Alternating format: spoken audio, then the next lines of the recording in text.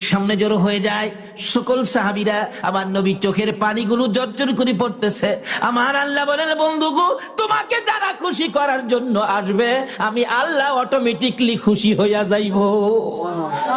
আমি যদি তোমার জন্য এত কিছু করতে পারি আর তোমার জন্য যদি আমার বান্দারা কিছু করে, আমি আল্লাহ সব তাদেরকে দিব, কোনো চিন্তার কারণ নাই। এবার সাহাবীরা জড়ো হয়ে যায় মুতার যুদ্ধে যাওয়ার জন্য। মুতার যুদ্ধের ময়দানে চারপাশে জড়ো হয়ে গেলে রাসূল বলেন, এই যুদ্ধের প্রধান সেনাপতি বানাবো আমি আমার পালিত পুত্র যায়েদ ইবনে হারেসাকে।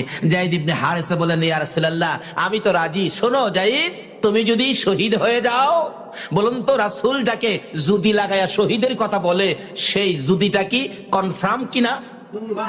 নবীজির কথার মধ্যে কোনো ব্যস্তম আছে?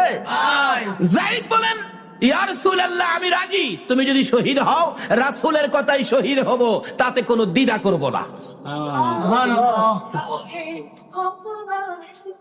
যায়েদ যখন রাজি হয়ে যায়, আমার নবী বলেন দ্বিতীয় সেনাপতি হবে জাফর ইবনে আবু তালিব। হযরতে আলী রাদিয়াল্লাহু তাআলা আনহুর ছোট ভাই, আপন ছোট ভাই, খুব সুন্দর চেহারা ছিলেন।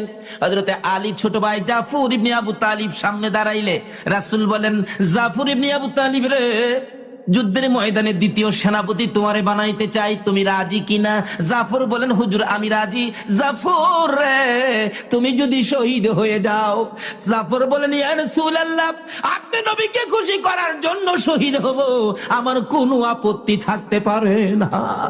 আমার রাসূল বলেন, জাফর রে, তোমার আপত্তি থাকতে পারবে না, কিন্তু তোমার যে ছোট্ট ছোট্ট দুইটা ছেলে আছে, ছেলেরা যদি কান্দে আব্বু আব্বু কইয়া। এবার জাফর বলেন, ইয়া রাসূলুল্লাহ, ছেলেরা কাঁদুক, তাতে আমার কোনো আপত্তি নাই, ছেলেরা যেখানে মনে চায় সেখানে যাক, আমি রাসূলের কথা মানতে যাইয়া যুদ্ধের ময়দানে শহীদ হব, জান্নাতের দরজায় যায়া দাঁড়াইবো। বলেন, জাফর রে, যাও যাও, তোমার পরের সেনাপতি হবে আব্দুল্লাহ ইবনে রাওয়াহা। আব্দুল্লাহ ইবনে রাওয়াহার সামনে হাজির। হুজুর আমি তো রাজি, তুমি যদি শহীদ হও, হুজুর আমিও শহীদ হব, তাতে আমি কোনো দ্বিধা করব না, আপনার কথা মানব, আপনাকে ভালোবাসা দিব। ঠিক আছে, যাও, সকলে বিদায় নিয়ে আসো। বিদায় নিয়ে আসতেছে, একের পরে এক লম্বা ঘটনা। বিদায় নিয়ে এসে নবীর সামনে দাঁড়াইতেছে। আমার নবীর পালিত পুত্র যায়েদ ইবনে হারেসাকে ডেকে বলেন, যায়েদ রে, তুমি তো প্রধান সেনাপতি হবে, আমাকে খুশি করার জন্য তুমি কি সেনাপতির দায়িত্ব পালন করতে রাজি? এবার যায়েদ বলেন, হুজুর আমি এক কোটিবার রাজি, তুমি বিদায় নিয়ে আসো। হুজুর গো, সবাই বিদায় নিয়ে আসতে গেল, আমি কার কাছ থেকে বিদায় আনবো? আমার তো মা নাই, বাবা নাই। আমার নবী বলেন, যায়েদ রে, আমার পালিত পুত্র হিসাবে অনুমতি দিলাম।